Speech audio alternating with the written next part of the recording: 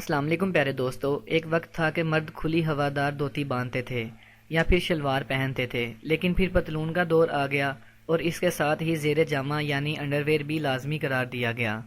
اگرچہ آج زیر جامہ کو لباس کا لازمی حصہ قرار دیا گیا ہے، لیکن سائنسدانوں کے مطابق یہ مختصر لباس مردانہ صحت کے حق میں اچھا نہیں ہے۔ لندن کے ایک ہسپتال کے ڈاکٹر ایڈم کی رپورٹ کے مطابق انڈر ویئر پہننے سے عضو سمٹ کر جسم کے ساتھ لگتا رہتا ہے، جس کی وجہ سے اس کا درجہ حرارت بڑھ جاتا ہے، اور یہی وجہ ہے کہ منی کی صحت، حرکت اور طاقت میں کمی آ جاتی ہے۔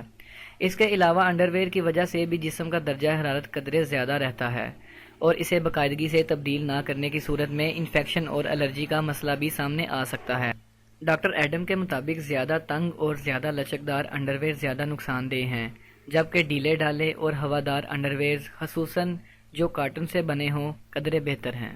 مزید اچھی ویڈیوز کے لیے ہمارا چینل ضرور سبسکرائب کریں، ویڈیو کو لائک کریں اور شیئر کرنا مت بھولیں۔ شکریہ۔